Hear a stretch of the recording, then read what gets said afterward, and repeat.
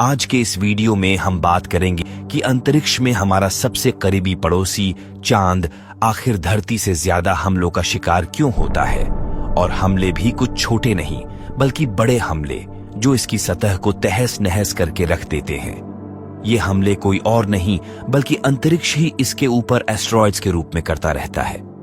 चंद्रमा पर लगातार हो रही एस्ट्रॉइड्स की वर्षा की श्रेणी में छोटे मीटियोरॉइड्स से लेकर महाविशाल एस्ट्रॉइड्स भी शामिल है। इसका सबसे बड़ा उदाहरण इसकी सतह पर साउथ पोल एटकेन बेसिन है, जो अरबों साल पहले इसके साउथ पोल पर एक बड़े एस्ट्रॉइड के टकराने की वजह से हुआ था। इसका प्रभाव इतना भयानक था कि इसने चंद्रमा की सतह पर 2500 किलोमीटर व्यास का एक गड्ढा बना दिया था। ये गड्ढा इतना विशाल होने के साथ साथ लगभग 13 किलोमीटर गहरा भी है। जबकि हमारी धरती का आकार चंद्रमा से बड़ा है, फिर भी हमेशा से चंद्रमा ही एस्ट्रॉइड्स का ज्यादा शिकार बनता आया है। इससे पहले कि हम डिस्कस करें कि ऐसा क्यों होता है, पहले ये जान लेना जरूरी है कि चंद्रमा पर आखिर इतने कितने एस्ट्रॉइड आकर टकराते रहते हैं। हम चंद्रमा पर टकराने वाले एस्ट्रॉइड के आकार और उनकी टकराने की फ्रीक्वेंसी को 3 श्रेणियों में बांट सकते हैं। सबसे पहले आते हैं माइक्रो मीटियोरॉइड से होने वाले इम्पैक्ट। माइक्रो मीटियोरॉइड इम्पैक्ट्स वो इम्पैक्ट हैं जो छोटे पार्टिकल्स द्वारा उत्पन्न इम्पैक्ट हैं, जो चंद्रमा की सतह पर बहुत बार, संभवतः प्रतिदिन हजारों बार टकराते हैं।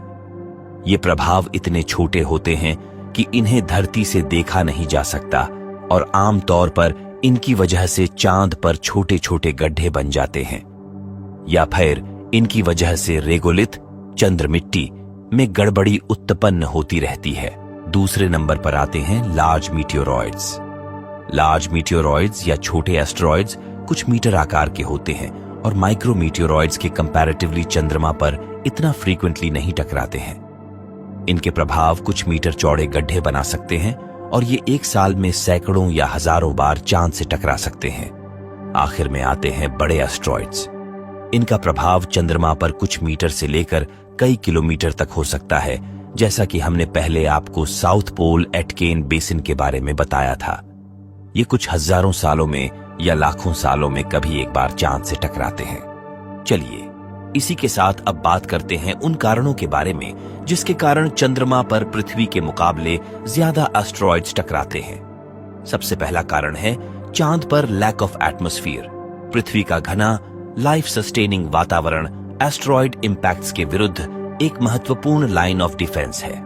जैसे ही ये आकाशीय घुसपैठिए हमारे ग्रह के पास आते हैं, उन्हें रेजिस्टेंस का सामना करना पड़ता है, जिससे घटनाओं की एक ड्रामेटिक चेन शुरू हो जाती है।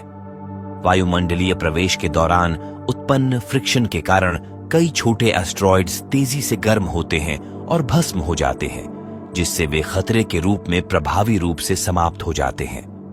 ये वायुमंडलीय प्रोटेक्शन पृथ्वी पर एस्ट्रॉइड्स प्रभावों की संख्या को काफी हद तक कम कर देती है, जो हमारे बायोस्फीयर के लिए एक महत्वपूर्ण सुरक्षा उपाय है। इसके बिल्कुल विपरीत चंद्रमा पर पर्याप्त वातावरण की कमी इसे खुला और असुरक्षित बना देती है। चंद्रमा को टारगेट करने वाले एस्ट्रॉइड्स को ऐसे किसी वायुमंडलीय बैरियर का सामना नहीं करना पड़ता है, जिससे उनके चांद के साथ डायरेक्ट इंपैक्ट्स की फ्रीक्वेंसी काफी हाई रहती है, जिसकी वजह से चंद्र सतह पर इन ब्रह्मांडीय मुठभेड़ों का एक स्थायी रिकॉर्ड साफ साफ दिखाई देता है। अब बात करते हैं दूसरे कारण की, जो कि चंद्रमा की एस्ट्रॉइड बेल्ट के साथ निकटता है। मंगल और बृहस्पति की कक्षाओं के बीच स्थित एस्ट्रॉइड बेल्ट से चंद्रमा की जियोग्राफिकल निकटता इस सेलेस्टियल रीजन से गुजरने वाले एस्ट्रॉइड्स के साथ इसके टकराव के अवसरों को बढ़ा देती है। जैसे जैसे चंद्रमा की कक्षा इसे एस्ट्रॉइड बेल्ट के करीब लाती है, यह अधिक संभावना बन जाती है कि यह इन आकाशीय पिंडों के साथ पाथ क्रॉस करेगा। इस लगातार संपर्क के परिणाम स्वरूप मून सरफेस पर एस्ट्रॉइड्स के प्रभाव में वृद्धि हो सकती है। चलिए बात करते हैं तीसरे कारण की, जो कि चंद्रमा पर धरती के मुकाबले कम गुरुत्वाकर्षण है। ऐसे 2 तरीके हैं जिनमें गुरुत्वाकर्षण महत्वपूर्ण भूमिका निभाता है, जहां पृथ्वी एस्ट्रॉइड के प्रभाव से चंद्रमा की तुलना में अधिक सुरक्षित रहती है। सबसे पहले तो धरती का गुरुत्वाकर्षण इतना मजबूत है कि वो आने वाले एस्ट्रॉइड्स का पाथ डाइवर्ट करके उन्हें धरती से टकराने से बचा लेता है।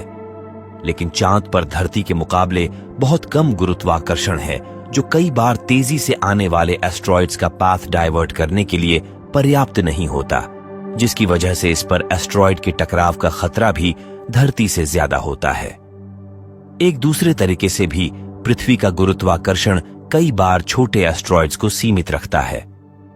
पृथ्वी का गुरुत्वाकर्षण खिंचाव हमारे ग्रह के करीब आने वाले कई छोटे एस्ट्रॉइड्स को पकड़ लेता है और इन्हें एक कक्षा में बरकरार रखता है।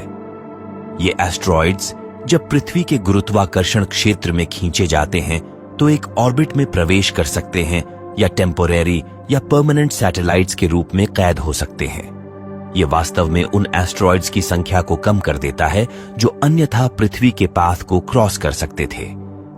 इसके विपरीत चंद्रमा के कमजोर गुरुत्वाकर्षण क्षेत्र का मतलब है कि कंपैरेटिवली छोटे एस्ट्रॉइड्स भी इसके गुरुत्वाकर्षण में फंसने की बजाय इसकी सतह को सीधे प्रभावित कर सकते हैं। इसी के चलते हमारा बेनू एस्ट्रॉइड पर ये वाला वीडियो देखना ना भूलें, जिसमें हमने धरती की तरफ आ रहे इस एस्ट्रॉइड के बारे में बताया है।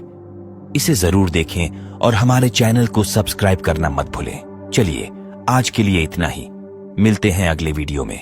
धन्यवाद।